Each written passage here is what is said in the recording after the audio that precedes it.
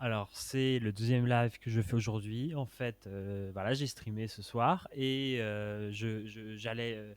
j'allais dormir. Je me suis dit, je vais regarder une petite vidéo YouTube. Je tombe sur quoi? Une vidéo avec le plus grand canular de l'histoire de la science, avec la photo de Darwin en gros. Et je me dis, waouh, si ça se trouve, ça va être bien. Si ça se trouve, ça va être bien. Et du coup, je l'ai regardé.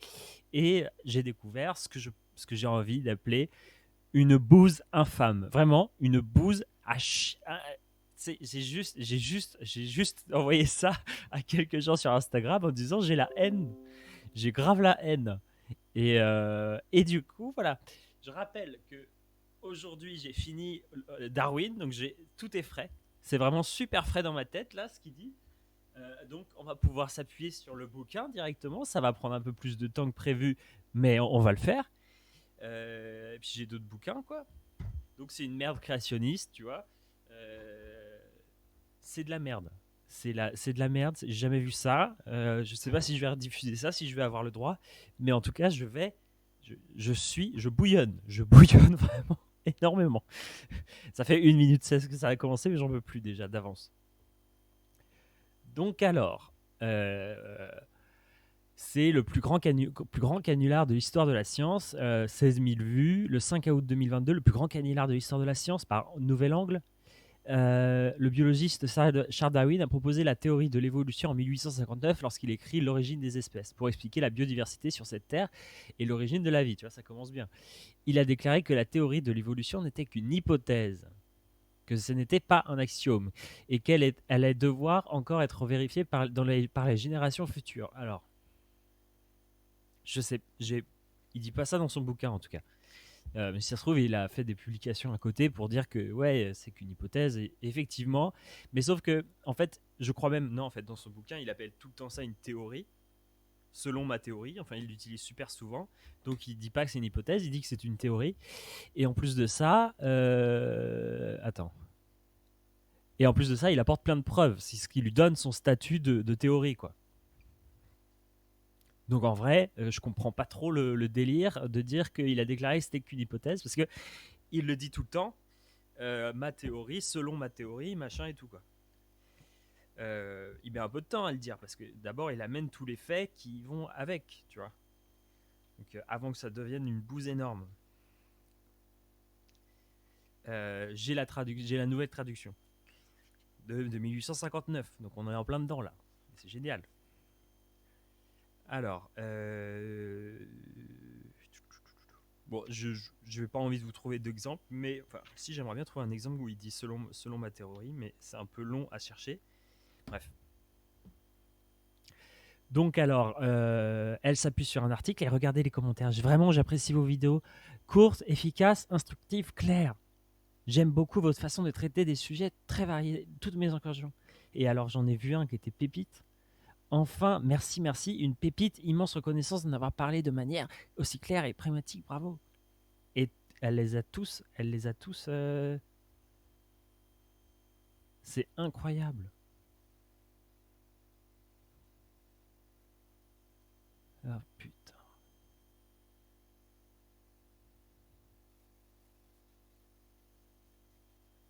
Oh là là. Je sais pas si c'est des bots, mais en tout cas, non, Mad Max, c'est impossible que ce soit un bot. ah, j'ai la haine. Je n'encourage aucune haine, mais je me demande, tu vois, comment ça se fait que sous une vidéo aussi problématique, on trouve autant de commentaires positifs, quoi. Bon, on se la fait. Ah oui, bah, je sais pas, hein, est-ce que vraiment on se ferait chier pour faire autant de faux comptes pour une vidéo à 16 000 vues? Ah non, mais moi, ça me scandalise, hein. C'est scandalisant.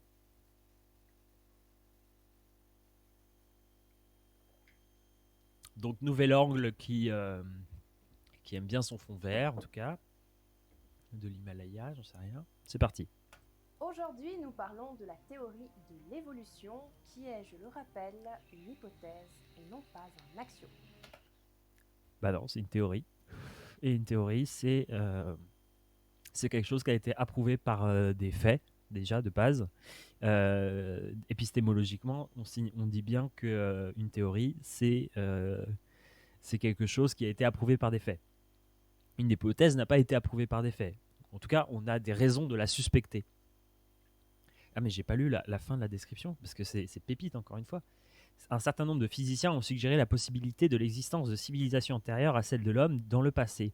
Ils ont émis l'hypothèse que l'environnement dans lequel l'homme vit a pu être créé par des êtres de niveau supérieur. Dans ce cas, il est possible que tant d'êtres aux fonctions sophistiquées aient également été créés par des êtres aux capacités supérieures à celles de l'être humain. Point d'interrogation, on dirait pas trop une question.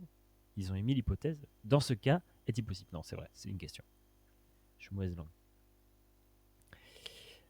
Donc, Charles Darwin n'a jamais dit que sa théorie de l'évolution était une hypothèse. Ça a sûrement été des hypothèses au départ, tout commence comme ça, mais par contre, au bout d'un moment, à partir du moment où il y a des faits qui s'accumulent, et Darwin avait des faits de son vivant de plein de manières différentes, que ce soit la façon dont les abeilles faisaient leur nid, que ce soit toute la... Il pratiquait, il est pendant un bon moment sur l'idée que la domestication, donc les sélections artificielles qu'on fait, peuvent représenter la sélection naturelle en un sens que cette fois c'est l'homme qui est à la base du mouvement, enfin de la sélection. Alors que, voilà, donc il fait un parallèle entre la sélection artificielle et la sélection naturelle. Et il s'avère que la sélection artificielle marche très bien pour sélectionner les individus. Ça marche très bien dans la sélection artificielle, donc il fait un parallèle avec la sélection naturelle. Et aussi, il manque pas enfin bref, d'apporter des preuves autrement que par la domestication. On continue. Le biologiste Charles Darwin a proposé la théorie de l'évolution en 1859. Et lorsqu'il a écrit L'origine des espèces pour expliquer la biodiversité sur Terre et l'origine de la vie, il a déclaré... Alors, tu vois, ça c'est vrai par contre. C'est vrai que la grande question de la biologie évolutive, c'est pourquoi y a-t-il autant de diversité? Comment peut-on expliquer tant de diversité? Alors par contre, tu vois cette image, là, Gould en parle très bien, c'est complètement faux. L'idée qu'on descendrait du singe, ou en tout cas qu'on serait des cousins. Alors on est des cousins du singe, selon la théorie de l'évolution. Mais par contre, on n'est pas descendu du singe. Et en plus, c'est une façon de voir l'évolution qui est déjà biaisée parce qu'il y a un truc linéaire qui se fait, comme quoi il n'y aurait pas vraiment de diversification, de choses comme ça. Alors qu'en vrai, c'est bien plus compliqué parce que entre le proto-humain, il y a eu aussi l'homme. Il y a eu plein d'espèces d'êtres humains, dont l'homme de Néandertal, et ça s'est diversifié dans toutes les directions, quoi. Donc déjà voir l'évolution d'une manière linéaire comme ça, je sais pas si vous me suivez, mais je trouve ça merdique.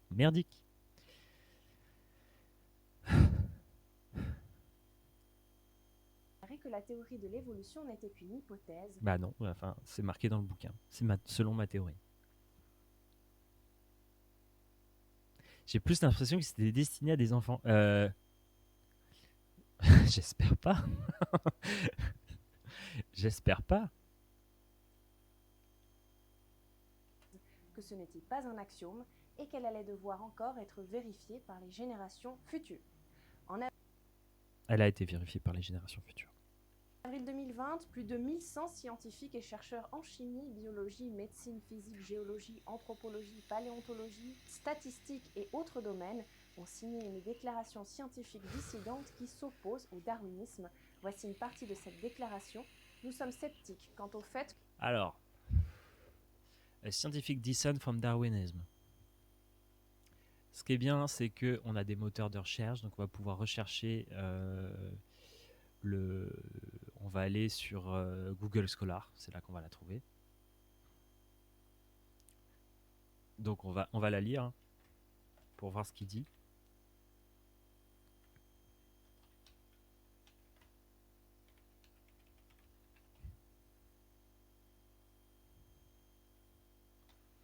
A scientific dissent from Darwinism.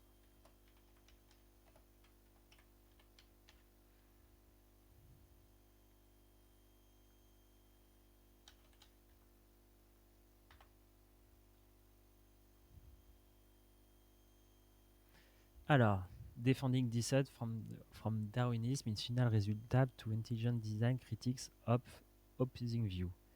The Descent of from Darwinism 1930, a new view of woman among historical descent. Alors, on va essayer de trouver ce truc, mais après, je suis pas très fort en recherche. Defending Darwinism by Open and Mind.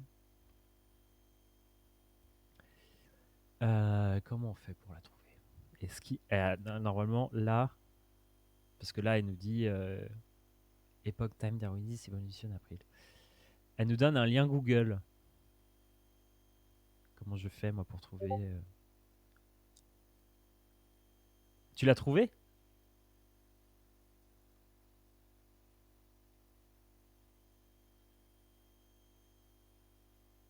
Oh, tu l'as trouvé! T'es trop fort! T'es trop fort, mec! Tu l'as trouvé! Ah oui, mais elle a été vraiment signée par beaucoup de gens. Mais est-ce qu'elle est que signée?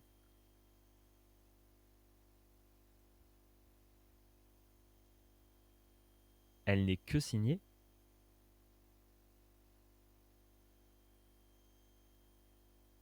Non, non, non, c'est impossible. C'est impossible. C'est impossible. Les scientifiques disent from Darwinisme.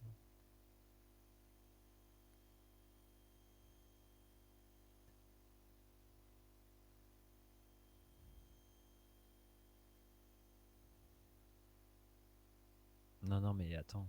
Moi, je veux télécharger l'article.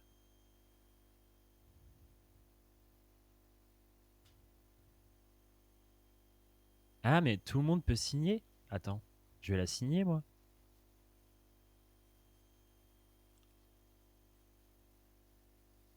Donc là, nous sommes sceptiques sur le fait que que les mutations aléatoires, enfin voilà, que les mutations aléatoires et la sélection naturelle, pour expliquer la complexité de la vie, euh, euh, alors ça, j'arrive pas à traduire cette merde. Tu l'as trouvé, mec. T'es excellent. Euh,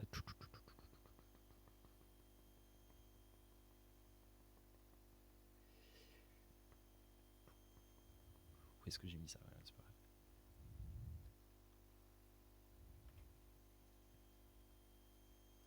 Alors non.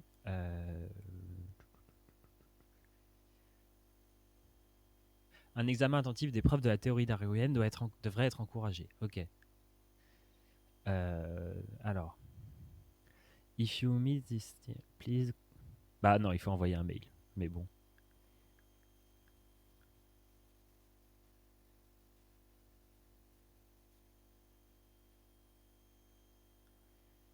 Est-ce que tu trouves la... Ah voilà, quand même, il y a un peu plus. Download the scientific descent list. Add your name to this scientific descent from list Darwinism list. Attends, là, du coup, on va voir. Mais j'espère pas qu'il y a que ça, parce que quand même, ce serait... Non, c'est impossible, c'est impossible. Ce serait le pire truc.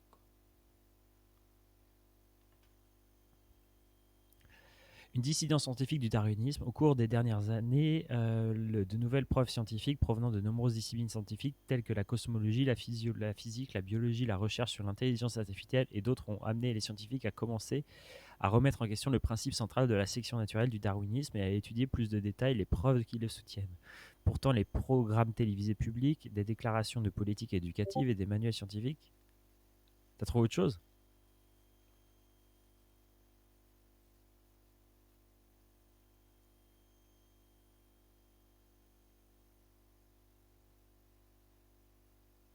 Ah, parfait. Et on l'a en français peut-être?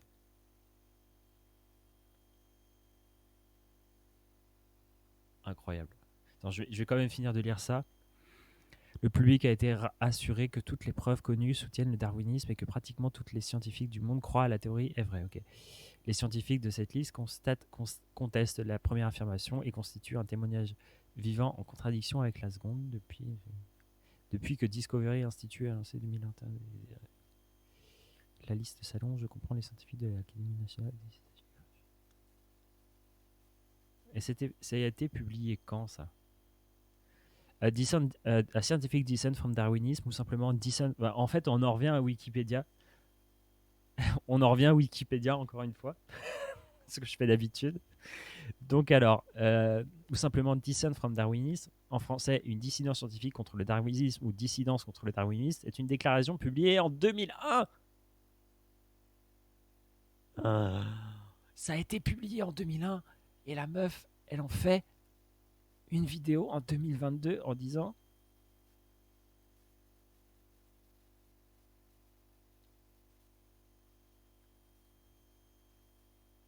je vais regarder le début parce que... Et non pas un axiome. Le biologiste Charles Darwin a proposé la théorie de l'évolution en 1859 et lorsqu'il a écrit L'origine des espèces pour expliquer la biodiversité sur Terre et l'origine de la vie, il a déclaré que la théorie de l'évolution n'était qu'une hypothèse, que ce n'était pas un axiome et qu'elle allait devoir encore être vérifiée par les générations. Je pense pas qu'elle a fait ça pour les enfants parce qu'elle dit c'est pas un axiome quoi. Enfin, les enfants savent pas ce que c'est qu'un axiome quoi. Futur. En avril 2020, plus de 1100 scientifiques et chercheurs en chimie. En avril 2020. C'est bizarre ça. Publié en 2001 par Discovery, un groupe de réflexion chrétien conservateur basé à Seattle. Très connu pour sa promotion du dessin intelligent. Donc en gros, c'est l'idée que Dieu... Ah, tu parlais de l'image du singe, ah oui. C'est l'idée, le dessin intelligent, c'est l'idée que Dieu a la petite main sur l'évolution et qui fait sa tambouille comme ça. Il fait tiens, toi tu vas te reproduire avec toi, et puis après toi tu vas te reproduire avec toi, et du coup ça va faire ça, et puis au final ça va mener aux êtres humains comme de par hasard, avec l'homme tout en haut, la femme juste en dessous et tous les animaux en dessous. Tu vois. Dans le cadre de la campagne Teach the Controversy, enseignement de la controverse, la déclaration exprime un scepticisme quant à la capacité des mutations aléatoires et de la sélection naturelle à expliquer la complexité du vivant et encourage un examen attentif des preuves du darwinisme en termes employés par les partisans du dessin intelligent pour se référer à la théorie de l'évolution.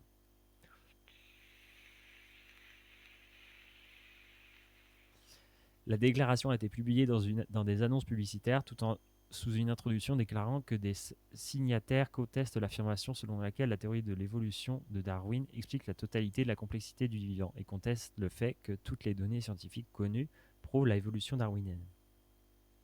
Selon le Discovery Institute, la pétition et les premiers signataires qui l'ont ratifiée a tout d'abord été lancée pour réfuter les affirmations des promoteurs de la série télévisée PBS Evolution, selon laquelle pratiquement tous les scientifiques du monde croient à la théorie que la théorie valide. Les noms des signataires supplémentaires ont été ajoutés à un intervalle régulier. La liste continue d'être utilisée dans les campagnes du Discovery Institute, promouvant le dessin intelligent dans le but de discréditer la théorie de l'évolution et de renforcer les affirmations selon lesquelles le dessin intelligent est scientifiquement valable en arguant que la théorie de l'évolution ne bénéficie pas d'un consensus scientifique. La déclaration est trompeuse et ambiguë car elle utilise des termes au sens multiple tels que darwinisme, qui peut se référer spécifiquement à la sélection naturelle ou de façon informelle à l'évolution générale. Et elle a recours au sophisme et l'homme de paille, évidemment. L'homme de paille, alors les sophismes, c'est des arguments... J'ai mis mon t-shirt à l'envers. Alors les sophismes. Voilà. Sophisme est un procédé rhétorique, une argumentation à la logique fallacieuse. C'est un raisonnement qui porte en lui l'apparence de la vigueur, voire de l'évidence, mais qui n'est en réalité pas valide au sens de la logique, quand bien même sa conclusion serait pourtant vraie. Et l'homme de paille, donc c'est l'idée qu'on va construire un argumentaire qu'on attribue à la partie adverse et on va détruire cet argumentaire-là. Sauf que l'argumentaire que tu as présenté, c'est pas l'argumentaire de la personne avec qui tu te discutes, quoi. À travers l'affirmation selon laquelle les mutations aléatoires de la sélection naturelle sont insuffisantes pour rendre compte de la complexité de la vie, alors que la théorie de l'évolution standard implique d'autres facteurs tels que les flux de gènes, la recombinaison génétique, la dérive génétique et l'endosymbiose, notamment. Alors, les flux de gènes, donc ça va être les croisements entre des espèces différentes. Donc déjà, ça remet en question la notion d'espèce, mais en tout cas, c'est des croisements entre des espèces différentes, mais il y a aussi aussi des transferts horizontaux de gènes, où c'est je crois, hein, je suis pas sûr, je suis pas spécialiste, mais des virus qui prennent un ADN quelque part ou qui transmettent leur ADN à autre part, et du coup les et du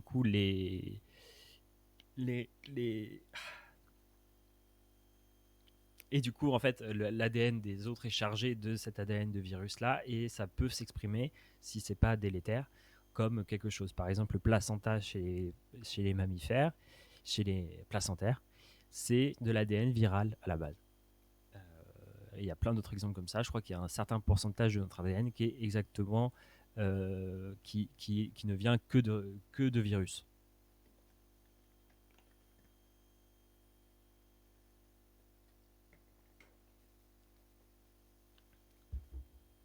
La recombinaison génétique, alors, est le phénomène conduisant à l'apparition dans une cellule et dans un individu de gènes ou de caractères héréditaires dans une association différente de celle observée chez les cellules ou individus parentaux. Cette définition regroupe deux processus. Okay. La dérive génétique, donc c'est simplement c'est ce qu'on pourrait appeler le hasard. Et l'endosymbiose, c'est ce qui a permis aux mitochondries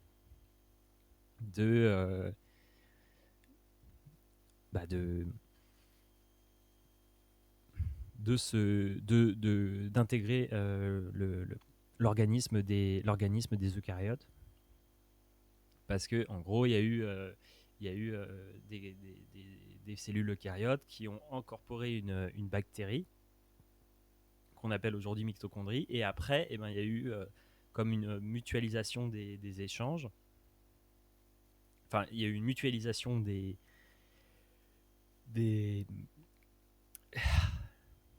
y a une mutualisation des échanges, et du coup après ils se sont reproduits toutes les deux ensemble. Voilà. Alors, les scientifiques et les professeurs ont noté que des signataires, je m'y connais pas beaucoup en endosymbiose, je l'avoue. Scientifiques et des professeurs ont noté que ces signataires, qui incluent des historiens et des philosophes des sciences, ainsi que des scientifiques, représentaient une fraction infime du nombre de scientifiques et d'ingénieurs qualifiés pour la signature. L'intelligent design n'a pas réussi à produire de recherches à caractère scientifique et a été rejeté par la communauté scientifique, y compris de nombreuses organisations scientifiques de premier plan. On a également reproché à la déclaration contenue dans le document avoir été formulée de manière à représenter un large éventail d'opinions définies dans un contexte trompeur de manière à dérouter le public. Les affiliations des domaines de compétences et des signataires énumérés est également critiquée. Ah, mais c'est long en plus. Et en plus de ça, oui, dire que le darwinisme, c'est pas forcément le meilleur des trucs, bah en vrai, c'est banal, parce que effectivement, maintenant, par darwinisme, on entend aussi sélection naturelle, et effectivement, la sélection naturelle est un point super important, mais il y a comme ça a été expliqué plus haut, il y a plein de points différents, la dérive génétique, l'endosymbiose, la recombinaison génétique, les flux de gènes, enfin, c'est vraiment quelque chose de dire que rapporter la théorie de l'évolution juste au darwinisme, c'est clairement de la merde. Voilà. Alors qu'il y a plein d'autres trucs, quoi. Et donc, forcément, il y a des scientifiques qui se sont peut-être reconnus dans le fait qu'ils rejetaient le darwinisme, ce qui en arrive à certains qui sont très sérieux, mais qui sont pas, qui ne pensent pas non plus qui sont pas non plus créationnistes, mais qui disent qu'il y a une plus grande part de dérive génétique, ou il y a une plus grande part d'endosymbiose, ou il y a une plus grande part d'erreurs de hasard, par exemple. Oui, ah bah oui, celui-là il est cool, très très cool. Et du coup voilà. Alors, déclaration. Une dissidence scientifique contre le darwinisme déclare: nous sommes sceptiques à propos des affirmations selon lesquelles la capacité des mutations aléatoires et la sélection naturelle oui, ok, rendent compte de la complexité du vivant. Un examen méticuleux des preuves de la théorie de Darwin devrait être encouragé.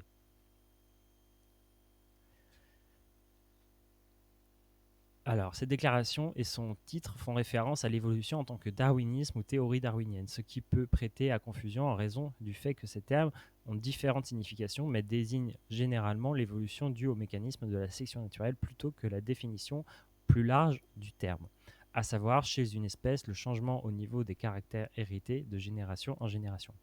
Les termes ont désigné différentes choses pour différentes personnes à différents moments. Euh, En termes d'histoire de la pensée évolutionniste, le darwinisme et le néo-darwinisme sont les prédécesseurs de la théorie de l'évolution actuelle, la synthèse évolutive moderne.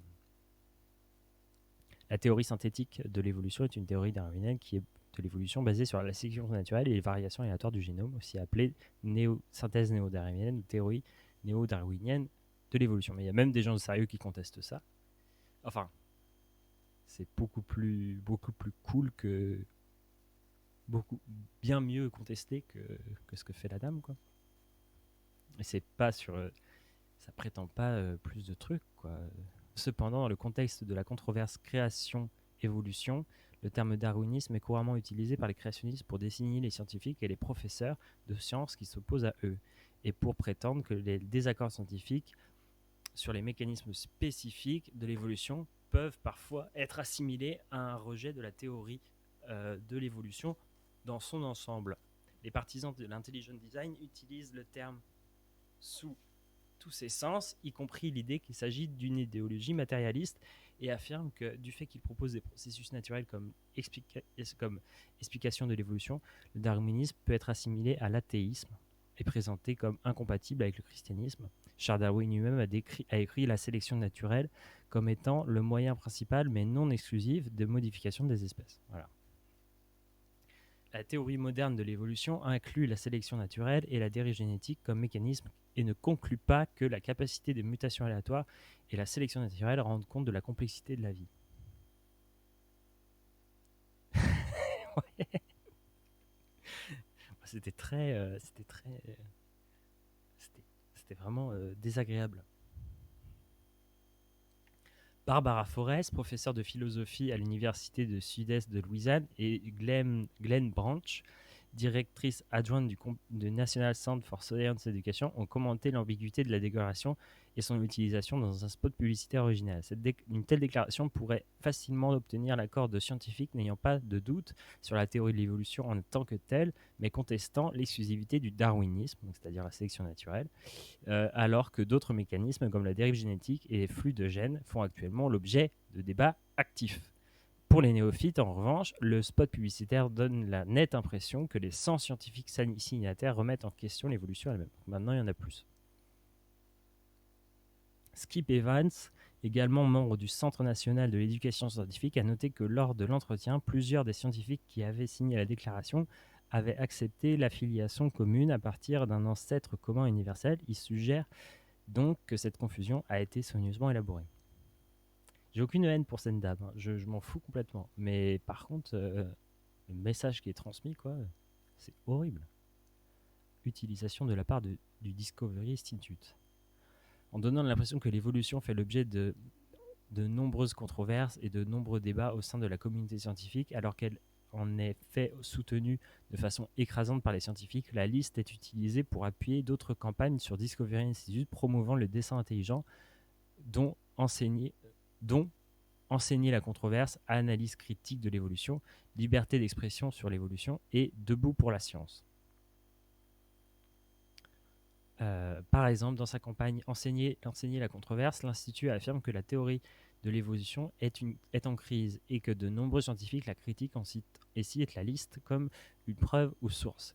Le Discovery Institute affirme également que ces informations ne sont pas divulguées, alors que selon eux, elles le devraient, aux étudiants des cours des sciences et dans les lycées publics, et même dans les alternatives à l'évolution, telles que l'intelligent design. En fait, je me rends compte là, je fais exactement ce que je fais d'habitude, quoi, c'est-à-dire lire des articles Wikipédia à haute voix, quoi. C'est chiant, on en revient tout le temps à la même chose. Je suis en slip. J'étais en train de m'endormir. Je suis tombé là-dessus,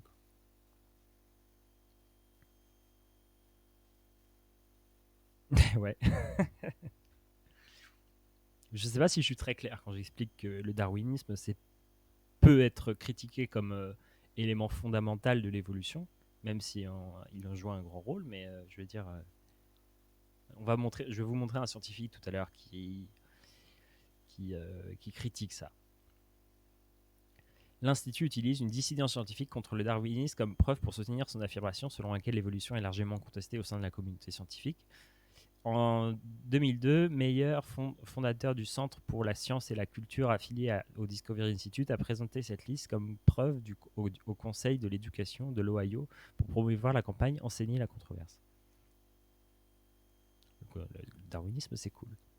Il l'a cité comme démontrant qu'il y avait une véritable controverse sur l'évolution du darwinienne.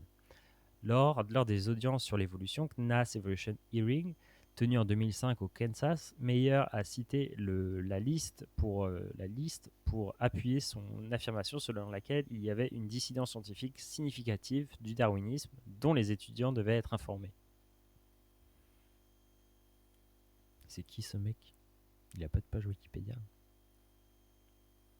La liste a été publiée dans des périodiques de premier plan tels que le New York Review Books, The New Republic on the Weekly Standard en novembre 2001.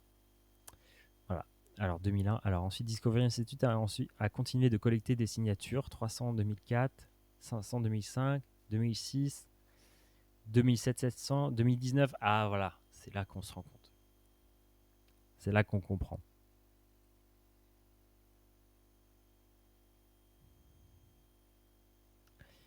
Lorsque l'organisation Médecins et Chirurgiens pour l'intégrité scientifique du Discovery Institute a créé Medicine et Chirurgiens dissidents contre le darwinisme, une liste similaire destinée aux professionnels de la santé, le Discovery Institute a compilé et distribué d'autres listes de scientifiques locaux confuses et trompeuses au cours des controverses de l'éducation de la théorie de l'évolution en Géorgie, au Nouveau-Mexique, dans l'Ohio et le Texas. C'est toujours les mêmes.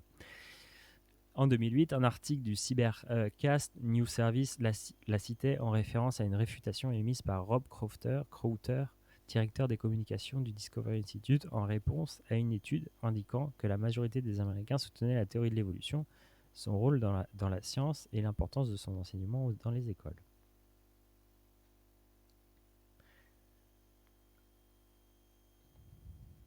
Alors, le document Dissidence scientifique contre le darwinisme a été largement critiqué pour plusieurs raisons. C'est là que ça devient intéressant. Premièrement, comme dans les listes précédentes établies par d'autres créationnistes, l'expertise professionnelle de celles et ceux qui y sont énumérés n'est pas toujours apparente et est alléguée comme étant déficiente. En outre, les affiliations professionnelles et les accréditeurs revendiqués par certains des signataires ont été mis en doute. Enfin, il semblerait que certains figurants dans la liste ne sont pas fermement attachés au programme proposé par le Discovery Institute et ont été induits en erreur pour signer ou ont depuis changé d'avis. Russell Derenka, politologue, a déclaré que le Discovery Institute avait présenté la liste en utilisant le sophisme de l'appel à l'autorité pour appuyer son point de vue anti-évolution. Donc l'appel à l'autorité, ça va être de dire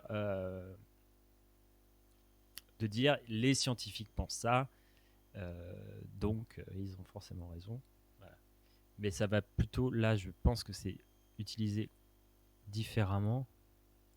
L'appel à l'autorité consiste à invoquer une autorité lors d'une argumentation en accordant de la valeur à un propos en fiction de son origine plutôt que de son contenu. Ce moyen rhétorique diffère de l'emploi de la raison ou de la violence. Pour appuyer. Alors en plus de pas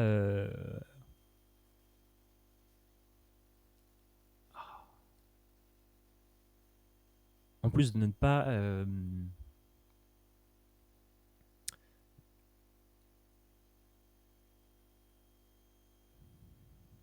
j'arrive pas à comprendre cette phrase quoi. Russell Derenka, politologue, a déclaré que le Discovery Institute avait présenté la liste en utilisant le sophisme de l'appel à l'autorité pour appuyer son point de vue anti-évolution.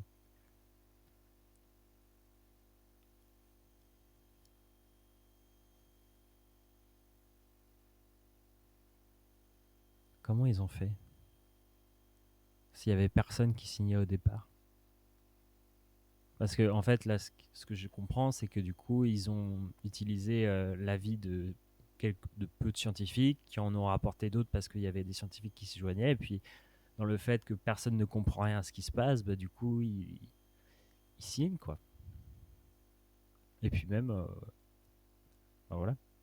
Un article du Center for Ekiri a déclaré que la dissidence contre le darwinisme était l'une des campagnes pour l'intelligent design du Discovery Institute visant à discréditer l'évolution et à renforcer les affirmations selon lesquelles l'intelligent design est scientifiquement valable en donnant l'impression que la théorie de l'évolution manque d'un large consensus scientifique.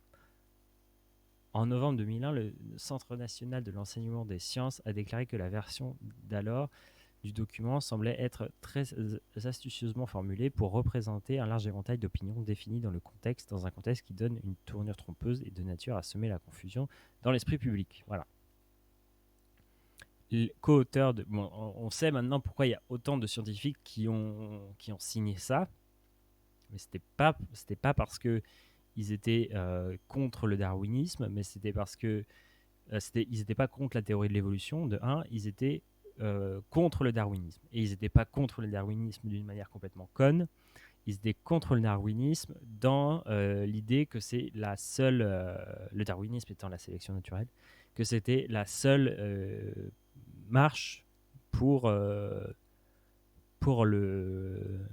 l'évolution, en gros.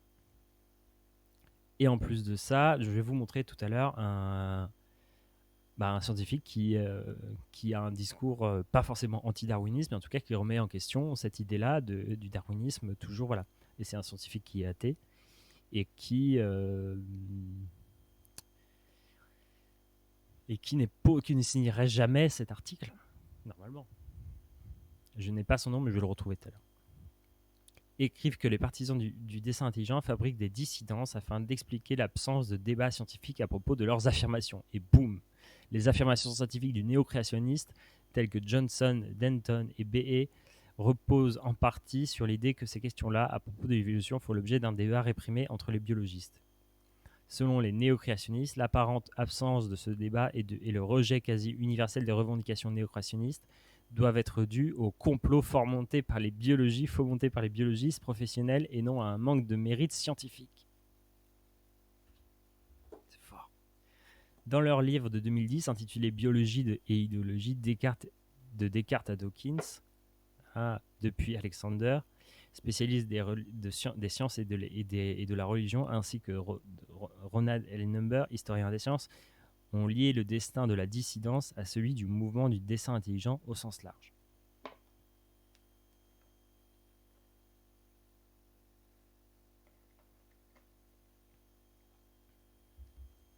Après plus d'une décennie d'efforts, le Discovery Institute affirmant annoncé en 2007 qu'il avait atteint le nombre de 700 scientifiques de niveau doctorat comme signataires de Dissident Scientific of Darwinism. Bien que ce nombre puisse paraître important auprès de certains observateurs, il présentait moins de 0,023% des scientifiques du monde entier. Sur le front scientifique des guerres de l'évolution, ayant un tel battage médiatique, les darwinistes l'emportaient haut la main. La lutte idéologique entre le naturalisme méthodologique et le supernaturalisme ont continué à exister dans les fantaisies de ses fidèles et dans l'hyperbole de la presse. On va regarder un petit peu la vidéo. Ça va me reposer. Enfin, je sais pas en fait. Biologie, médecine, physique, géologie, anthropologie, paléontologie, statistiques et autres domaines ont signé une déclaration scientifique dissidente qui s'oppose au darwinisme. Voici une partie de cette déclaration. Nous sommes sceptiques quant au fait que la variation aléatoire et la sélection naturelle puissent expliquer la complexité de la vie. Un examen sérieux des preuves de darwinisme devrait être encouragé. Un certain nombre de physiciens ont suggéré la possibilité de l'existence de civilisations antérieures à celle de l'homme dans le passé. Ils ont émis l'hypothèse que l'environnement dans lequel l'homme vit a pu être créé par des êtres de niveau supérieur. Bon là, clairement, elle est partie. Hein. C'est parti. Mais pourquoi Pourquoi on se permet de telles spéculations? Je sais pas. Hein. Quand il n'y en a pas besoin, surtout. Ce cas est-il possible que tant d'êtres aux fonctions sophistiquées ont également été créés par des êtres aux capacités supérieures à celles de l'être humain. Nous en parlons aujourd'hui dans Nouvel An. Ouais, j'ai bien l'impression. J'ai vraiment nouvel angle, je m'en fous, mais c'est juste, enfin cette charte là. Après, bon, le délire, les extraterrestres nous ont créé et tout, c'est une, il y a même pas besoin de les lutter quoi. Enfin bref. Je sais pas si je vais poster cette vidéo sur YouTube parce que ça me semble un petit peu haineux et j'ai pas envie d'être haineux. Mais bon, je suis pas haineux. Bonjour à tous et bienvenue dans Nouvel Angle, je suis Laetitia Rodriguez. Même si l'évolution figure depuis longtemps dans les manuels de science, elle reste un sujet controversé. En fait, Non. la théorie de l'évolution est une hypothèse et non pas un axiome. Ce n'est pas une hypothèse, c'est une théorie. Et un axiome, c'est pas ça. Un axiome, c'est une proposition simple que tout le monde accepte. On en a pas, on l'a, voilà. Ouais, bah ouais, je pense que je vais le faire. Hein. Mais c'est connerie, voilà. CES, voilà.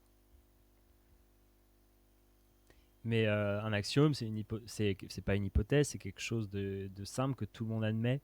La théorie de l'évolution, c'est pas simple, loin de là, et personne ne l'admet sans preuve, quoi. Enfin, même si à l'école, elle nous a inculqué, on nous apprend les falaises du boulot, les,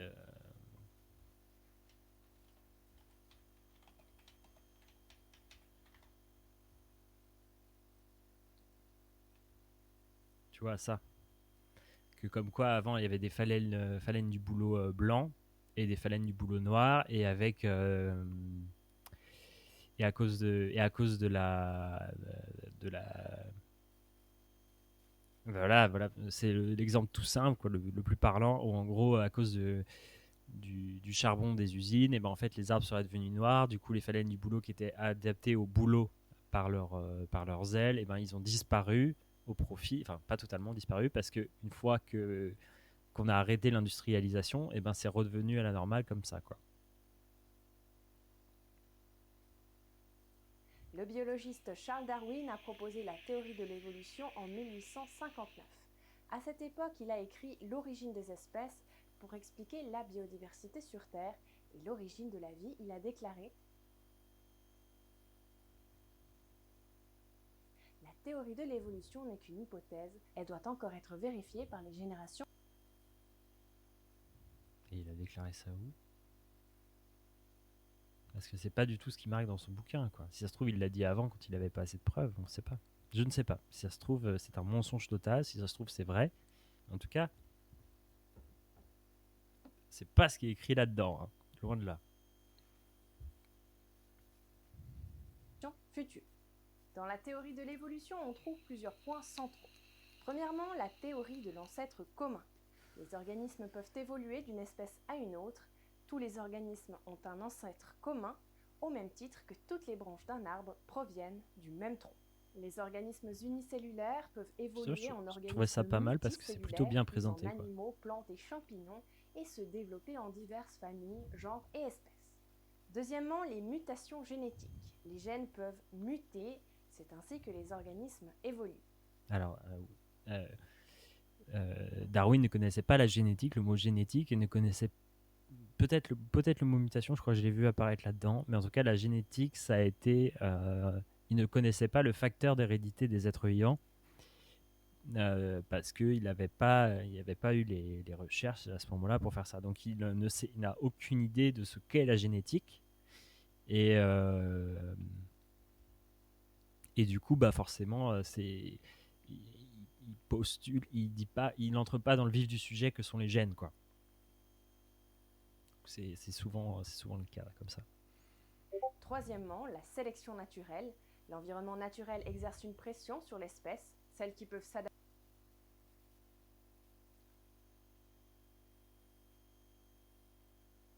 Jean-Baptiste André, chercheur à l'Institut Jean Nica, département des études cognitives de l'École normale supérieure de Paris, nous explique pourquoi la théorie de l'évolution n'est pas une simple hypothèse et est l'une des théories scientifiques les plus solides. Mieux, Jean-Baptiste André démontre aussi que cette évolution darwinienne se produit aujourd'hui. Exemple, la résistance des organismes humains aux antibiotiques est la preuve Alors, c'est pas des organismes humains, c'est des organismes parasites des humains aux antibiotiques, à la preuve de l'adaptation, donc de l'évolution incessante de l'homme. Mais des preuves, il y en a plein. Oui, en soi, la résistance des bactéries à nos antibiotiques, c'est une preuve parce que ça marche exactement comme de façon que le darwinisme. On arrive à prévoir l'évolution des pathogènes et des autres parasites grâce à la théorie de l'évolution. Et je sais pas, moi par exemple, on arrive à estimer comment une population va évoluer au fur et à mesure du temps grâce à la théorie de l'évolution. Et pareil, quand on regarde des fossiles, on est capable aujourd'hui, grâce aux mathématiques, de prévoir qu'il y aura un os à tel endroit dans un fossile futur. Et le jour où on découvre le fossile, et ben boum, on trouve l'os à ce bon endroit. C'est à l'université de Lyon, je crois, qu'ils font ça, mais je suis pas sûr. En tout cas, j'avais vu des scientifiques faire ça. Enfin, du coup, des preuves, il y en a, quoi. Sans compter le phalène du boulot. Adaptés à l'environnement peuvent survivre, les forts peuvent survivre, les faibles sont éliminés. Cependant, en avril 2020, plus de 1100 scientifiques et chercheurs en chimie, biologie, médecine, physique, géologie, anthropologie, paléontologie, statistique et autres domaines ont signé une déclaration scientifique dissidente qui s'oppose au darwinisme. Voici une partie de cette déclaration. Nous sommes sceptiques quant au fait que la variation aléatoire et la sélection naturelle puissent expliquer la complexité de la vie. Alors, ça a l'air d'être la seule, ça n'a pas l'air d'être une partie de la déclaration, ça a l'air d'être l'entièreté de la déclaration, quoi. Ce qui serait marrant, vraiment, ce serait de signer la charte, quoi.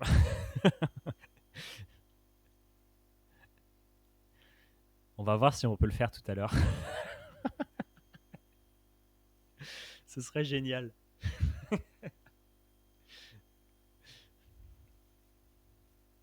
Un examen sérieux des preuves de darwinisme devrait être encouragé. Alors pourquoi les scientifiques remettent-ils en question l'évolution ? Nous entendons souvent dire que les êtres humains ont évolué à partir des singes. Non. Les êtres humains sont des cousins des singes, pas à partir du singe. Mais à la rigueur, on s'en fout. La théorie de l'évolution suggère que les humains et les singes partagent un ancêtre commun. Ah bah, c'est pas la même chose.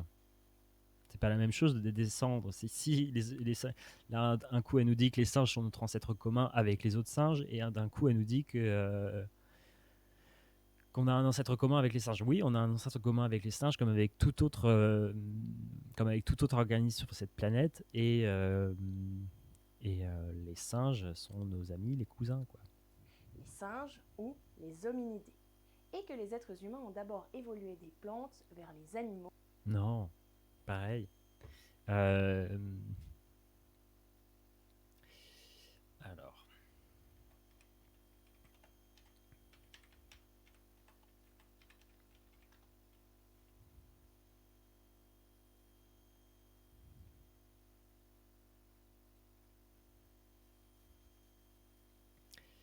Alors, nous on est là, les plantes sont là, alors on a l'impression que ça fait ça, et ça fait effectivement ça, mais à mon avis, à cette époque-là, quand ça s'est séparé notre arbre phylogénétique des plantes, on ne pouvait pas appeler ça des plantes, on appelait ça des eucaryotes, je pense. Enfin, je pense pas que ce soit ça, hein, honnêtement. Je ne crois pas que on est descendu de plantes, quoi. On est les cousins des plantes, pareil, mais voilà. Alors, Eucaryota. Bon, bah, sur cet arbre-là, c'est plus clair, même si je pense que celui-là est meilleur, mais sur cet arbre-là, on est clairement distingué des plantes. Mais je pense qu'en fait, les ancêtres communs qu'on a avec les plantes n'étaient pas des plantes déjà. Mais du coup, ce qui est sous-entendu derrière ça, c'est l'idée de linéarité de l'évolution, comme il y avait dans l'image avec les singes et puis tout en haut les hommes. Mais en fait, l'évolution n'est pas linéaire et surtout, c'est pas du tout. Au début, c'était des plantes parce qu'elles sont un peu moins sophistiquées que les êtres humains. Et puis après, il y avait, on est descendu de poissons et après on a fait ceci, cela. En vrai, on n'est pas descendu des poissons non plus parce que notre arbre généalogique phylogénétique avec les poissons ne se rejoignent dans un ancêtre commun mais l'ancêtre commun à cette époque-là n'était pas un poisson. Je sais pas si je suis clair. Les singes et enfin Les singes, les plantes, les poissons, les singes et enfin les humains. vers les humains modernes. Vers les humains. Vous entendez la petite sonorité là? Homo sapiens. Si tel était le cas, le processus évolutif devrait avoir créé d'innombrables générations d'espèces intermédiaires présentant des différences minimes. Oui, ça c'est vrai. Ça c'est vrai. Et j'attends la suite. Mais jusqu'à présent, aucune espèce intermédiaire de ce type n'a été découverte en archéologie et toutes les créatures appartiennent à leur propre espèce. Alors, Darwin consacre tout un chapitre à ça. Justement, c'est pourquoi est-ce qu'on ne trouve pas d'organismes intermédiaires. Alors, en fait, déjà, il faut s'interroger sur... alors, elle dit archéologie, mais en vrai, c'est paléontologie. Et il faut s'interroger sur est-ce qu'on va retrouver forcément des fossiles de trucs intermédiaires. Il faut se dire que les archives géologiques sont extrêmement pauvres. C'est une ridicule fraction qu'on a grâce à la paléontologie de ce qu'était le monde vivant avant avant l'avènement des humains. Et du coup, forcément, on va pas trouver tout ce qu'on veut. Et le truc, c'est que en plus de ça, pourquoi est-ce qu'on n'en trouve pas dans les archives géologiques où on trouve des cousins, où on trouve potentiellement quelque chose, mais on ne sait pas du tout à quoi on n'est pas du tout certain. Et en plus de ça, quand une espèce, faut bien se dire que au bout d'un moment, quand la spéciation se fait, le truc, c'est que les espèces qui étaient avant les espèces intermédiaires se sont soit transformées en espèces l'espèce qui est de nos jours, soit ont disparu. Et c'est pour ça que dans le monde, c'est pour ça qu'on tombe sur ce diagramme pourri dans le monde, dans le dans le monde normal, bah, on trouve pas de chaînon manquant parce que justement, c'est nous, ou alors il a été exterminé, quoi. Et d'ailleurs, le chaînon manquant, c'est l'idée qu'il y a une forme simiesque entre l'homme et l'animal. Alors déjà, en fait, les humains sont des animaux et jamais une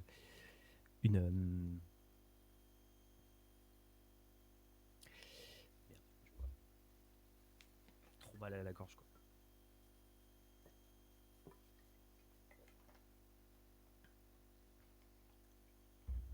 Et jamais ça va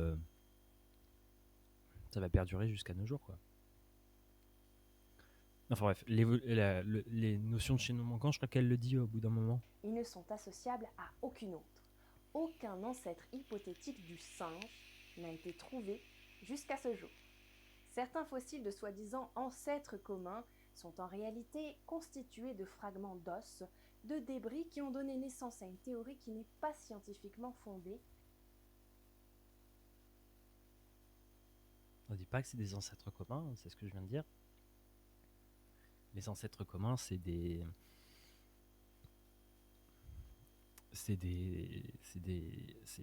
pas forcément ce qu'on trouve dans nos fossiles, en fait.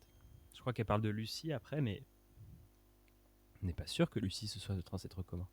Il n'apporte pas la preuve complète Enfin, un que ancêtre, les humains ont tout évolué court, à en fait. partir de singes. Lucie, découverte en Afrique de l'Est en 1974, était considérée comme l'ancêtre commun des humains et des singes. L'ancêtre... Mais non! Un ancêtre au minimum, mais pas forcément un ancêtre commun avec nous et les singes, quoi. Les singes. Or, de nombreux scientifiques ont étudié le squelette et la structure de Lucie. La principale différence entre les singes et les humains est la structure du squelette. Dans un article paru dans l'American Journal of Anthropology, les anatomistes Jack Stern et Randall Sussman du Centre des sciences de la santé de l'Université de l'État de New York ont noté que les mains et les pieds de Lucie ne ressemblaient en rien à ceux des humains, dont les genoux, les mains et les pieds sont droits, alors que ceux de Lucie sont courbés. Peut-être, je sais pas. Le docteur Charles Honard, professeur d'anatomie et de biologie humaine à l'Université d'Australie-Occidentale et professeur à l'Université de Chicago et à l'Université de Birmingham au Royaume-Uni, a écrit dans son livre... C'est un peu un argument d'autorité, ça aussi. De dire toutes ces qualifications et tout. Il pourrait dire le professeur Charles Honard et dire son argument et éviter de nous dire toutes ces affiliations, quoi. Livre publié en 1987 par l'University of Washington Press, Fossil Teeth and Sex, New Perspectives on Human Evolution, que Lucie n'avait rien à voir avec les ancêtres de l'homme. Malgré cela, Lucie a été transformée en statue, avec des mains et des pieds humains, et placée dans un parc. Ouais, ça va quoi. Le singe de Piltdown est un fossile découvert en Angleterre entre 1908 et 1915, décrit à l'époque comme le chaînon manquant de l'évolution des singes vers l'homo. Voilà, la notion de chaînon manquant revient. Un chaînon manquant, ce serait un truc qui nous relierait aux animaux. Comme quoi on ne serait pas des animaux et que forcément il y aurait quelque chose qui nous relierait à eux d'une manière ou d'une autre un peu farfelu. Je suis pas d'accord avec cette idée, tu vois. Parce que je me dis que je crois que c'est la vie des gens, c'est que c'est un appel à l'autorité, ça. Mais en gros, moi, ce que je pense, c'est que les humains sont des animaux et que jamais un non-humain n'a donné un humain. C'est le paradoxe du tas, en fait. C'est quand, par exemple, tu as un tas de riz, tu enlèves un grain de riz, c'est toujours un tas. Si tu enlèves un autre grain de riz, c'est toujours un tas. Et ainsi de suite, jusqu'à ce que tu n'aies plus de grain de riz, ou que tu n'aies qu'un grain de riz, mais pourtant, jamais on va passer d'un tas à un non-tas. Voilà. Ou alors en définissant une règle arbitraire. Mais encore une fois, c'est arbitraire et du coup, c'est pas vraiment réel, quoi. Bah, c'est pareil pour les espèces, quoi. Au bout d'un moment, tu remontes de génération en génération, jamais une espèce va donner une non-espèce. Enfin, jamais, si en remontant toutes les générations des êtres humains, jamais on va tomber sur un chaînon manquant qui dit que, en gros, on est passé des animaux aux êtres humains modernes d'un coup, quoi. Ou même une population, jamais ça va être, on peut jamais classer les choses comme ça. On va continuer de lire ce petit bijou. Pertinence de l'expertise. Les accréditations énumérées dans le domaine des expertises des MDR, j'avais pas vu les miniatures de tes rediffusions récentes là, c'est clair. Ouais, j'avoue, je m'amuse. Hein. Les accréditations énumérées dès les domaines d'expertise des signataires ont également été critiquées, car de nombreux signataires provenant de domaines universitaires sans absolument aucun rapport sur le sujet, tels que l'aviation et le génie civil, l'informatique et la météo. L'aviation, quoi. Il y a des signataires, ils sont ingénieurs en aviation et en génie civil. Bah, la miniature de ce soir, parce que moi, je devais me réveiller à 6h du mat, normalement. La miniature de ce soir, elle va être très salée. Très, très salée. Et je me dis que si j'ouvre un business où je réponds à ces trucs-là, je vais pas en avoir fini. Et puis, ça demande du travail, vraiment. J'ai lu beaucoup. Et je suis pas calé du tout, quoi. Et c'est super difficile d'y aller sans texte préécrit ni rien, quoi. En outre, la liste n'a été signée que par environ 0,01% des scientifiques provenant des domaines concernés. Selon la National Science Foundation, il y a environ 950 300 biologistes aux États-Unis en 1999. Selon Ken Cheng du New York Times, environ un quart seulement des 700 dissidents contre Darwin en 2007 sont des biologistes. Oh là là, environ 40% des dissidents contre Darwin n'ont pas identifié comme résidents aux États-Unis.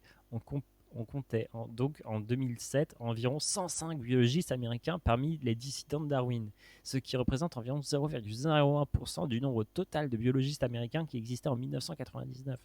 Or, la théorie de l'évolution est massivement accédée par l'ensemble de la communauté scientifique. Le professeur Brian Aldar de l'université de McGill, spécialiste de la controverse création-évolution, est cité dans un article publié dans le NIH indiquant que 99,9% des scientifiques acceptent l'évolution. Bon, ça, on s'en fout.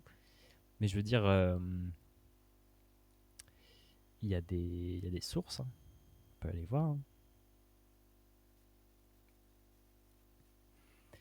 De nombreuses organisations et publications ont reproché à la liste de manquer des véritables experts dans les domaines de recherche concernés, principalement la biologie. Les critiques ont noté que sur les 105 scientifiques signataires de la pétition originale en 2001, soit moins de 20% étaient des biologistes.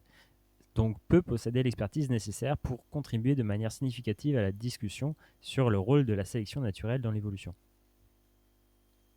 Ouais, donc ça, encore une fois, si ça se trouve, ça a évolué depuis. Si ça se trouve, il y a plus de biologistes maintenant, parce que ça a été republié en 2000, en 2000, en 2001, en 2020 tout court, je crois. C'est ce qui est marqué. 2019 et 1000 en 2019. Donc il devait y en avoir un peu plus quand même. Autre critique. Les critiques ont également noté que le libellé et la publicité de la déclaration initiale étaient et restent trompeurs et qu'un examen des signataires a suggéré que les nombreux doutes sur la théorie de l'évolution qu'ils soulevaient provenaient de croyances religieuses plutôt que scientifiques. Robert T. Pennock note qu'au lieu d'être une dissidence large, le libellé de la déclaration est très étroit en omettant de mentionner la thèse évolutive de la descendance commune, de l'évolution humaine ou de l'un des éléments de la théorie de l'évolution, à l'exception du mécanisme darwinien, et même ce dernier a été mentionné d'une manière très limitée plutôt vague. Il conclut qu'il ne s'agit pas en réalité d'une déclaration radicale. Okay. Les affirmations vantant l'importance de la liste ont également été qualifiées de malhonnêteté intellectuelle car elles ne proviennent que d'une petite fraction de la communauté scientifique et comprennent un grand nombre encore plus réduit d'experts en la matière. La Discovery Institute a répondu à certaines de ces critiques. Ah, ils ont répondu.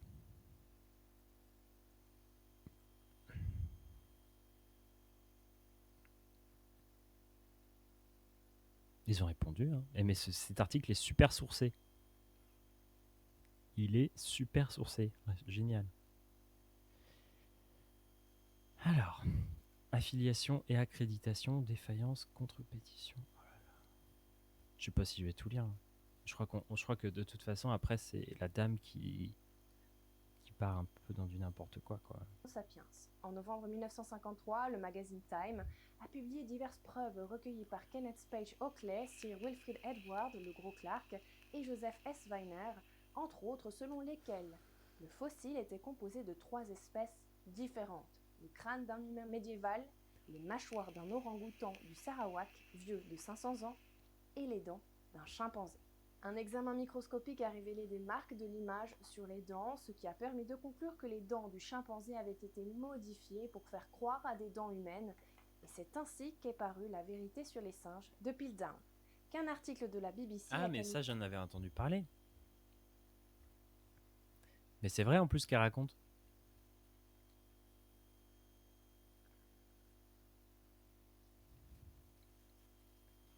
Il me semble que le machin avait une mâchoire d'orang-outan. Différente. Le crâne d'un humain médiéval, les mâchoires d'un orang-outan du Sarawak, vieux de 500 ans, et les dents d'un chimpanzé. Ouais, sauf que ça a jamais fait... Enfin, c'est vrai que ça a été... comme quoi ça aurait été une petite révolution, je crois que c'était en Angleterre. Un examen microscopique... En Angleterre que ça avait été fait, ça.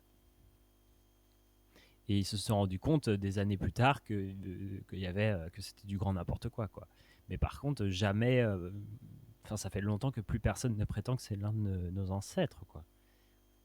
A révélé des marques de l'image sur les dents, ce qui a permis de conclure que les dents du chimpanzé avaient été modifiées pour faire croire à des dents humaines, et c'est ainsi qu'est parue la vérité sur les singes de Piltdown, qu'un article de la BBC a qualifié de plus grand canular de l'histoire britannique. Sûrement. Il existe d'autres exemples de ce genre que nous ne citerons pas ici. Vous pouvez les retrouver dans un article très complet de The Epoch Times.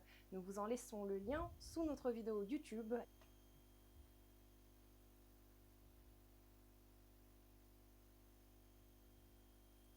Il existe d'autres exemples de ce genre que nous ne citerons pas ici. Vous pouvez les retrouver dans un article très... Alors, celui-là, il est pourri. Java, je sais pas. Il faudrait que j'arrive à savoir où c'est Java. Et le Peking Man, ok. Et ça, c'est que des canulars, effectivement, mais ça ne remet en rien Toumaï et Lucie, quoi. Très complet de The Epoch Times. Nous vous en laissons le lien sous notre vidéo YouTube et sous notre vidéo YouMaker. Pensez à vous inscrire sur ces 2 réseaux sociaux et à partager notre vidéo afin de rivaliser avec l'algorithme. Selon la théorie de l'évolution, une certaine mutation génétique doit avoir lieu au niveau de l'espèce d'origine pour que l'espèce évolue. Alors que la plupart des mutations génétiques sont nuisibles, la probabilité d'une mutation bénéfique est très rare. C'est Environ vrai?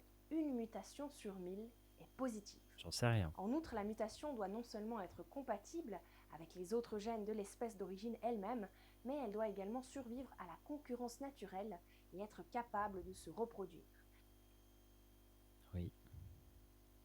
Je me demande ce qu'il y a de mal là-dedans, mais tu vois, je sens comme quelque chose qui me tient, qui m'oppresse. La probabilité qu'un gène muté mais bénéfique soit stable et se développe dans la population est presque nulle. Un autre point majeur de la théorie de l'évolution. Alors ça, c'est faux, quoi. Il y a plein de... Ça dépend si c'est un gène ou si c'est... Enfin, ça peut être...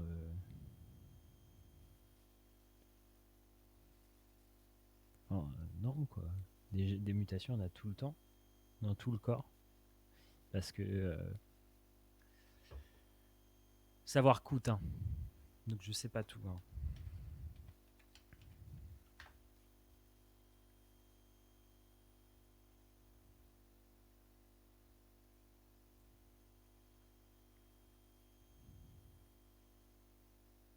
Selon la partie du génome touchée, les conséquences d'une mutation peuvent varier. Une mutation est dite héréditaire si la séquence génétique mutée est transmise à la génération suivante, voire mutation générale. Et elle est l'un des éléments de la biodiversité. Et l'un des nombreux facteurs pouvant éventuellement participer dans l'évolution de l'espèce.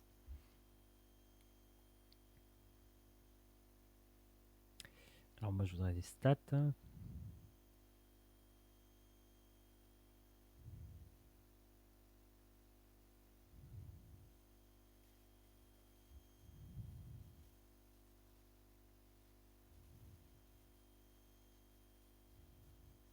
Bref, pas très important. Est l'idée de la survie du plus apte, selon laquelle les individus qui s'adaptent le mieux survivront. Cependant, tous les organismes dans la nature sont-ils vraiment soumis à cette règle? La revue Nature a publié une étude sur la résistance des bactéries aux médicaments réalisée par des scientifiques des universités de Boston Oui, là on est bien. Et alors? Et de Harvard.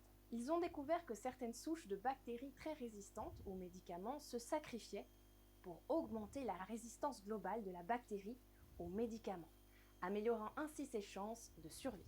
Ouais. En d'autres termes, la nature ne suit pas exactement la cruelle loi de la concurrence qu'on a appelée la survie du plus apte. C'est très vrai. C'est très vrai. Alors je connaissais pas cette étude-là, mais j'ai pas vu que ça a été publié dans Nature, c'est ça, c'est ce qu'il dit. Je pense que ça doit être bien, mais en vrai, si on prend le truc du gène égoïste, on peut se dire que en se sacrifiant, elle libère ses gènes qui sont après englobés par d'autres bactéries. Je sais pas si c'est ça qui se passe, hein. Je suppose. Je vais re-regarder. La résistance des bactéries aux médicaments réalisée par des scientifiques des universités de Boston et de Harvard. Ils ont découvert que certaines souches de bactéries très résistantes aux médicaments se sacrifiaient pour augmenter la résistance globale de la bactérie aux médicaments. Voilà, donc en gros, elle explose. Ses gènes sont répartis un peu partout. Ils sont absorbés par d'autres, donc c'est un transfert horizontal. C'est comme du sexe entre bactéries. Même s'il y a d'autres moyens, normalement, ils peuvent se faire des petits tubes et s'envoyer des ribosomes, enfin de l'ADN dans des petits tubes, de bactérie à bactérie. Et l'idée, c'est que le gène de résistance aux antibiotiques va être transmis à d'autres, et puis comme ça, du coup, le gène est transmis, du coup, le gène survit. Et c'est bien parce qu'on ne considère pas que l'unité fondamentale de la sélection naturelle est l'individu, mais bien le gène. Donc je ne sais pas si la théorie du gène égoïste est cool, mais en tout cas, elle expliquerait ce problème-là. améliorant ainsi ses chances de survie. En d'autres termes, la nature ne suit pas exactement la cruelle loi de la concurrence qu'on a appelée la survie du plus apte. Et ben, il y a pas mal de scientifiques qui sont d'accord avec ça. Et sûrement beaucoup qui sont donc contre le darwinisme, donc contre la sélection naturelle. Ils ne disent pas que la sélection naturelle est le seul. Que la sélection naturelle est la seule. Ils critiquent justement le fait que la sélection naturelle est souvent représentée comme le seul chemin par lequel la transformation des espèces se fait. Même les bactéries microscopiques font preuve d'un comportement altruiste et de sacrifice. Alors, si l'évolution n'est pas fiable, que savons-nous d'autre sur l'origine des espèces ? Elle n'a rien démontré du tout, et ensuite elle se permet de faire des spéculations. Je sais pas, je veux pas m'acharner sur cette madame, mais je veux dire, j'imagine.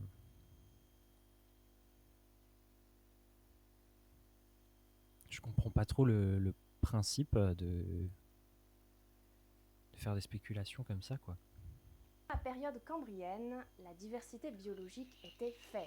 Cependant, en 1909, Walcott a trouvé dans les schistes de Burgess, au Canada. Je connais bien ça.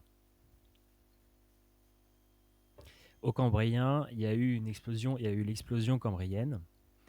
Et donc en gros, c'est un moment où la vie, c'est expliqué dans La vie est belle de Gould, où la vie a explosé, quoi. Enfin, la faune, en tout cas, a explosé. On a commencé à trouver des grosses bestioles. J'en avais parlé dans mon premier live. On a commencé à trouver des grosses bestioles et tout. Et donc Charles Dolittle Walcott a regardé les schistes et a découvert plein de fossiles différents, de bestioles différentes, des trucs vraiment surprenants et avec une diversité énorme. Donc et en fait, il a fait n'importe quoi justement parce qu'il était très chrétien. Enfin, il avait une vision très chrétienne de l'évolution. Enfin, dans le sens où il imaginait quelque chose de linéaire, donc c'est la fameuse image du singe qui augmente comme ça au fur et à mesure, qui allait forcément vers les êtres humains et qui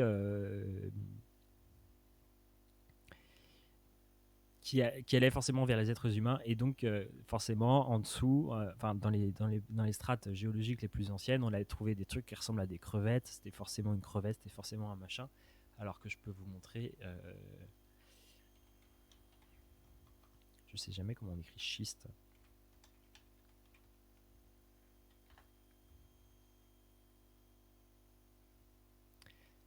Alors qu'on trouve des trucs comme ça, quoi. Je sais pas s'il a dit que ça c'était une crevette, mais en tout cas il l'a très mal interprété. Il interprétait très mal les choses à cause de sa vision néo-chrétienne de ça, quoi. Et en fait, après il y a eu des gens qui sont revenus sur la question et qui ont découvert qu'il avait fait n'importe quoi. Et du coup ils ont trouvé des trucs qui avaient 5 yeux que monsieur avait pas vu ni quoi que ce soit, quoi. Qu'il avait classé comme crevette en suivant le chausse-pied de Walcott. On appelle ça comme ça. Et après, il y a Gould qui est revenu par-dessus, qui en a remis une couche, qui a expliqué que tout ça, ça lui permettait de parler de la théorie des équilibres ponctués, comme quoi des organismes seraient... comme quoi l'évolution se ferait pas de manière graduelle, mais se faisait souvent par...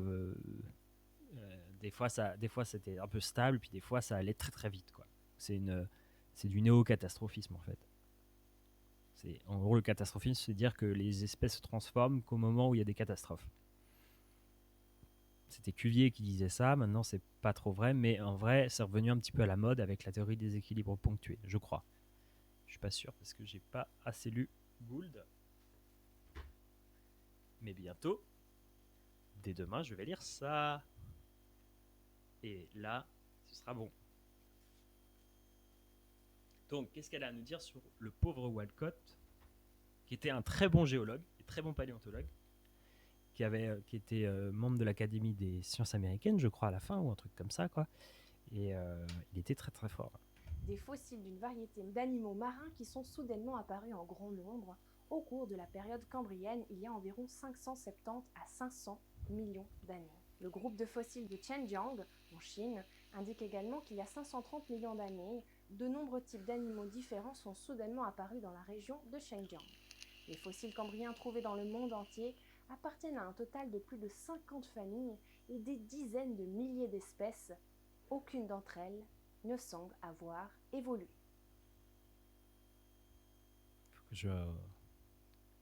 Oui, alors en fait, c'est ça, c'est la théorie des équilibres ponctués.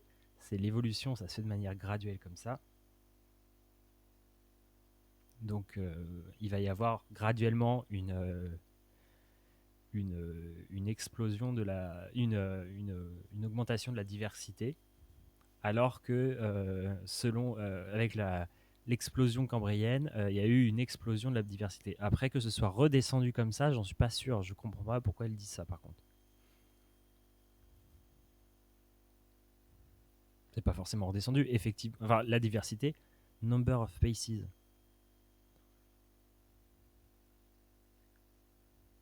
Effectivement, il y a eu peut-être, je sais plus s'il y a eu une catastrophe à la fin du Cambrien ou pas.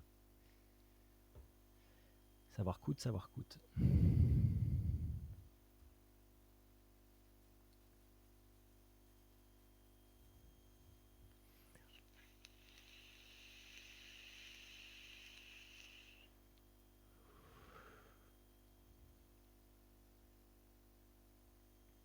Donc là, c'est en fait, oui, effectivement, la diversité des arthropodes à cette époque-là a explosé et en soi, la diversité des arthropodes à cette époque-là était bien plus épaisse que à notre époque. Je crois qu'il y a 4 taxons d'arthropodes aujourd'hui différents, enfin d'un certain niveau de taxon quoi. Je sais plus si c'est des ordres ou des genres, c'est pas des genres, mais si c'est des ordres ou des classes ou des embranchements, je sais plus c'est comment ça marche. Mais en tout cas, il y avait énormément de diversité. De là à dire que le nombre d'espèces a diminué au cours du temps, c'est autre chose parce que le nombre d'espèces qu'il y a aujourd'hui d'arthropodes est absolument phénoménal. Je ne sais pas combien il y a d'espèces de fourmis, combien il y a d'espèces de mouches. C'est énorme. Alors dire que ça a redescendu comme ça, moi je suis pas sûr. Le nombre d'espèces. Peut-être la diversité des espèces qui a explosé puis qui est redescendu, mais pas le nombre d'espèces. Encore, ça se remet en doute, ça aussi. Or, selon la théorie de l'évolution, la vie est née dans l'océan. La diversité des espèces est le résultat d'une évolution sur une longue période de temps. En d'autres termes, les humains ont évolué à partir des poissons. Ça, j'ai dit que c'était faux tout à l'heure. Cependant, l'étude suivante a complètement démenti ce point de vue. En 2018, Mark Stockel de l'université Rockefeller de New York et David Thaler de l'université de Bâle en Suisse ont publié une étude conjointe dans la revue Human Evolution. Avec des centaines de chercheurs du monde entier, ils ont étudié 100 000 espèces animales et 5 millions de fragments d'ADN. Comme nous le savons, à l'instar de chaque article de supermarché qui possède son propre code-barre, chaque espèce sur Terre possède un code-barre ADN correspondant dans le gène mitochondrial.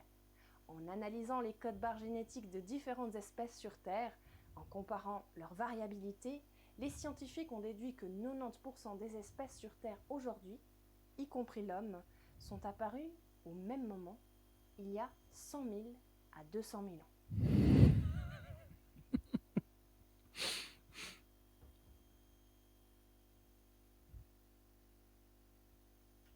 Un certain nombre de physiciens ont suggéré la possibilité de l'existence de civilisations supérieures à celle de l'homme dans le passé. Ils ont émis l'hypothèse que l'environnement dans lequel l'homme vit a pu être créé par des êtres de niveau supérieur. Dans ce cas, est-il possible que tant d'êtres aux fonctions sophistiquées aient également été créés par des êtres aux capacités supérieures à celles de l'être humain ? Nous espérons qu'avec le développement et l'amélioration continue de la science, la compréhension humaine du phénomène de la vie deviendra de plus en plus claire et que ces mystères seront peu à peu résolus. Et voilà, c'est...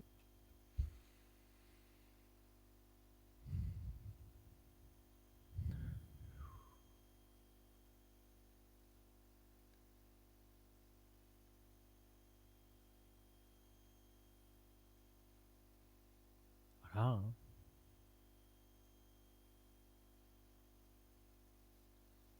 Je sais pas si j'ai été clair, Sacha.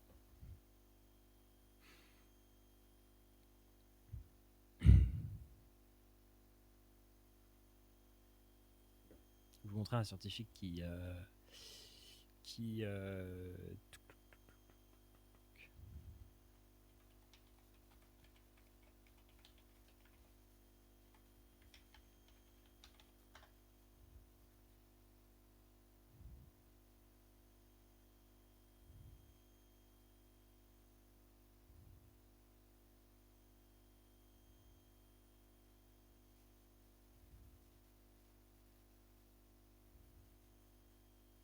Est-ce que je vais le retrouver seulement?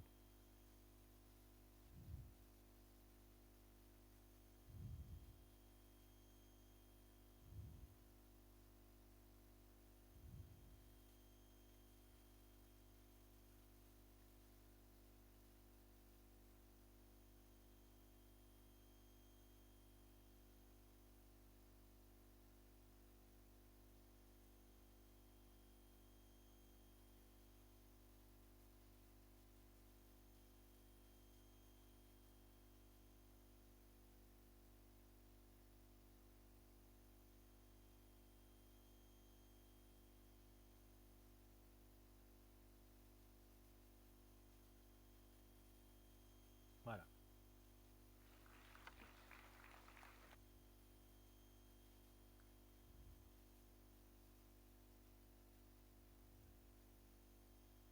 Il y a tant de diversité.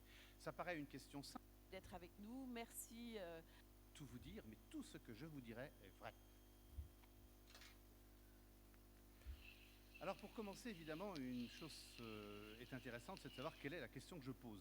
Car le titre du livre est une question, est une interrogation, mais cette interrogation dissimule des tas de petites choses intéressantes.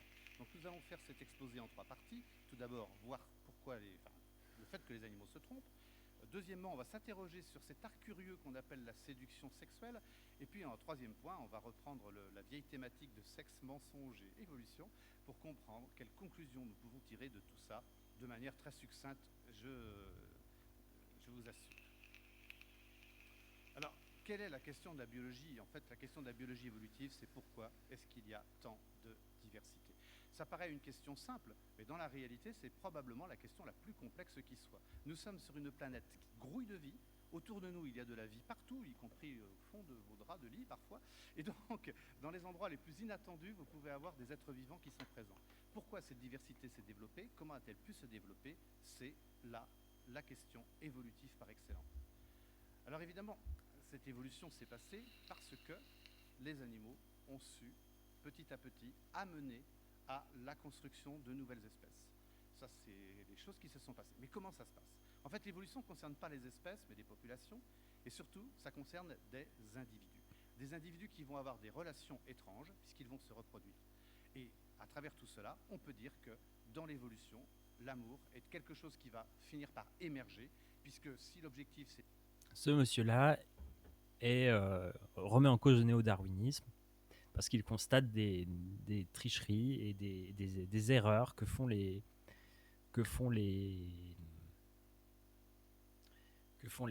êtres vivants parfois. Et parfois, c'est pas forcément, ça ne peut pas forcément s'expliquer par la théorie du gène égoïste, par exemple, où on peut pas réduire les choses à simplement des gènes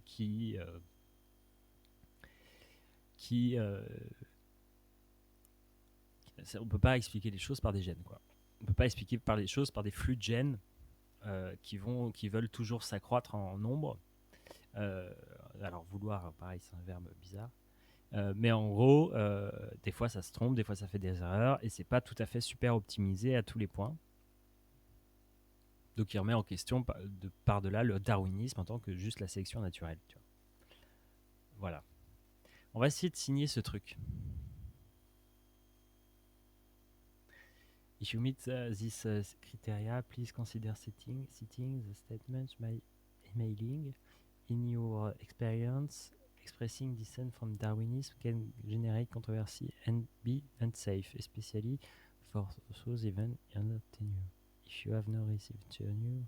Oh non, j'ai trop la flemme. Enfin bref. On va rouvrir tout ça.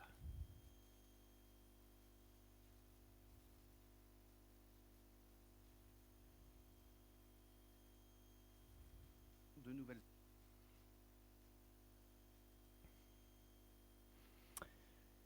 Voilà, cette miniature sera bien salée. Aucune haine pour cette dame. Après, elle fait son petit speech sur les extraterrestres.